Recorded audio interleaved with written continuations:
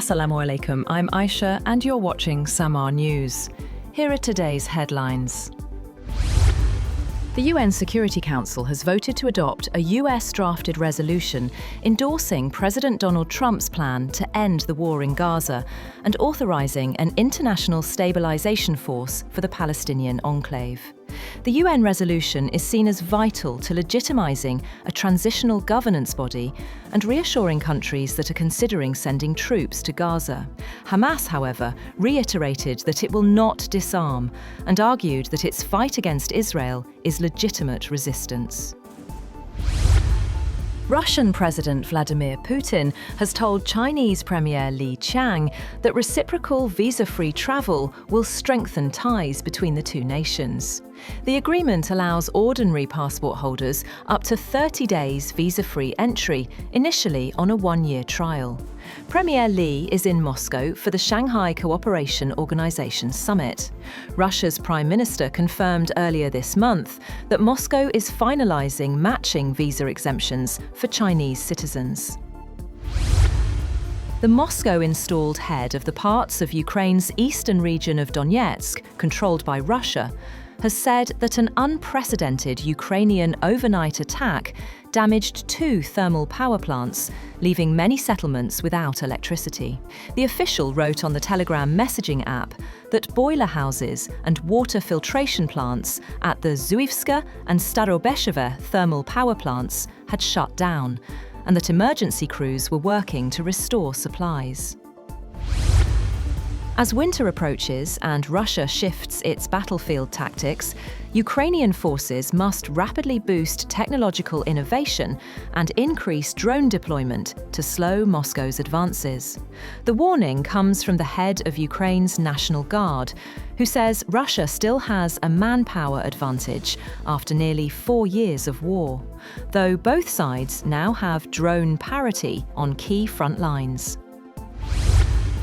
Meanwhile, Kremlin has called France's deal to supply up to 100 Rafale jets to Ukraine regrettable, saying it fuels the war and won't shift frontline dynamics.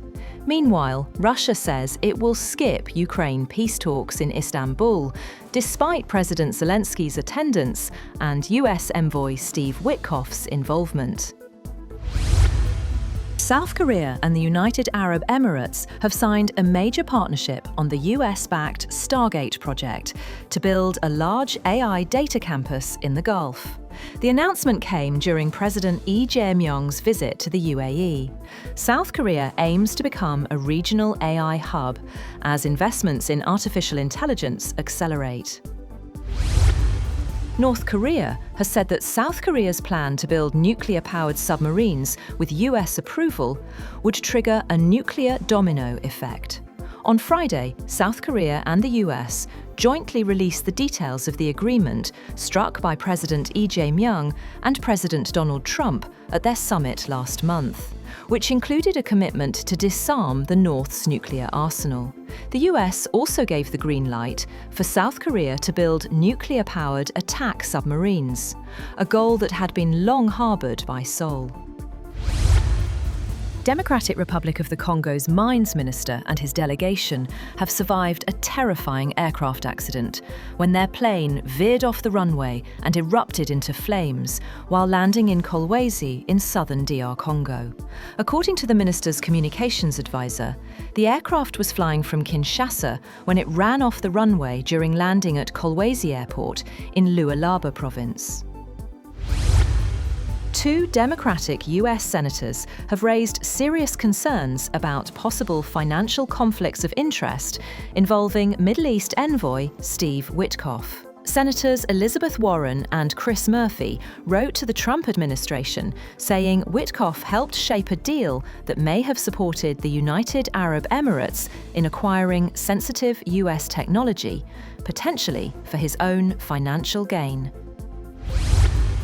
Japan has warned its citizens in China to step up safety precautions and avoid crowded places, amid a deepening dispute between Asia's 2 largest economies over Japanese Prime Minister Sanae Takaichi's comments on Taiwan.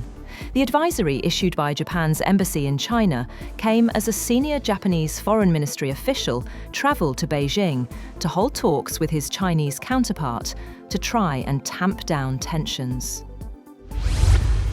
US President Donald Trump has said that he plans to approve the sale of US-made F-35 fighter jets to Saudi Arabia, speaking a day before he hosts Saudi Crown Prince Mohammed bin Salman for a day of diplomacy. A sale would mark a significant policy shift, potentially altering the military balance in the Middle East and testing Washington's definition of maintaining Israel's qualitative military edge. Saudi Arabia has requested to buy as many as 48 F-35 fighters. Bitcoin has slipped below $90,000 for the first time in 7 months, in the latest sign that investor appetite for risk-taking is drying up across financial markets.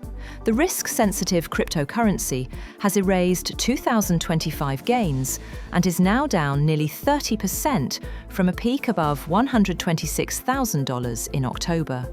It traded down 2% at $89,953 in the Asia afternoon, having collapsed through chart support around $98,000 last week. And Connectivity Cloud, Cloudflare, has reported a global network outage that caused widespread 500 errors, dashboard failures, and disruptions to services like OpenAI, AWS, Facebook, and X, with over 11,500 X outage reports worldwide. The company says it has identified the issue, restored access and warp services, and is fixing the rest. That's all for now. For more updates, visit www.SAMAA TV. Thank you for watching SAMAA News.